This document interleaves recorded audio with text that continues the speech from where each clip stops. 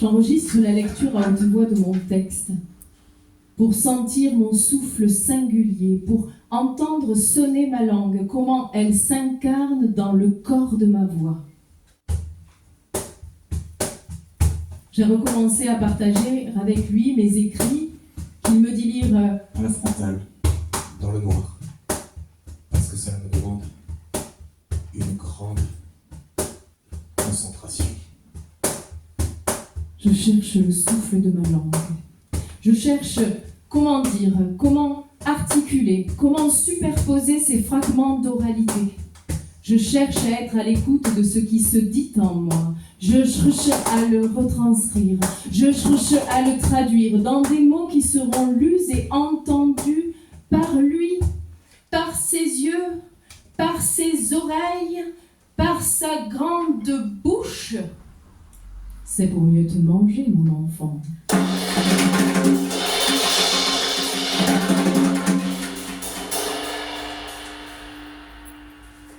Puis le travail dans le corps des mots.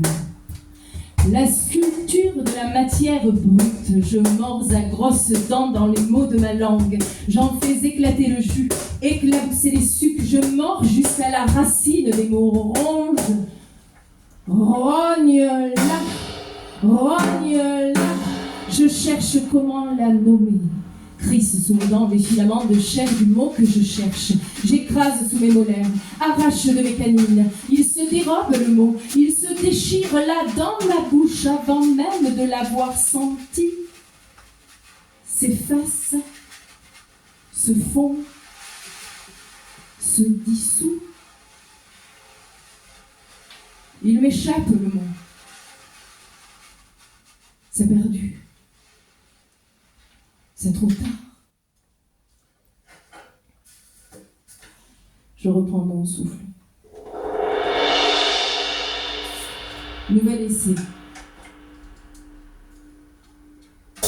Je parle une langue orale qui se voit, une langue qui a sa matière, ses reliefs, sa respiration. Elle respire en sourdine. Mais toujours à un moment, il me faut me rendre ivre de musique pour que les cadenas s'ouvrent en moi, laissent la place au grand courant d'air. Ce qui compte, ce sont les percussions. Il faut que ça frappe, que ça marque dans mes oreilles des pulsations qui couvrent les battements de mon cœur, qui le choquent, qui l'excitent, qui l'attisent, qui lui ordonnent lève-toi, qui le pique calme-toi, qui l'effarouche, lâche, débride, laisse aller la musique intérieure, la danse intérieure. Réveille la tribalité des sons. Ma langue, c'est la langue dans ce qu'elle a de premier, de primaire, de primitif. C'est le cri ancestral, mon cri ancestral, mêlé au cri des autres, le grand souffle. Souffle désarticule mes sons, déstructure ma manière de parler, démanière moi. Ma langue, c'est le cri qui se mue en chant. Il me demande de lui montrer comment je laisse aller mes mains quand mon inconscient parle la langue des signes. D'abord, de la musique.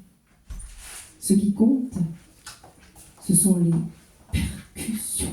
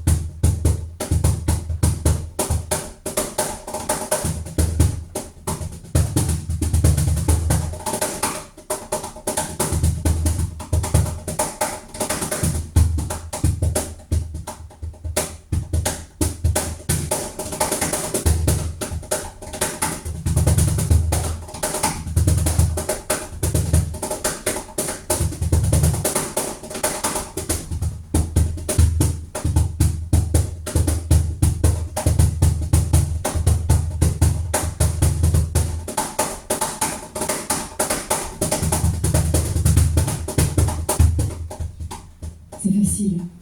de laisser les mains choisir leur danse, leur expression non verbale, leur convulsion saccadée, les laisser m'emporter, sentir qu'elles entraînent mes épaules, mon buste et bientôt mon corps, mais pas ma voix, mon corps, mais pas ma langue.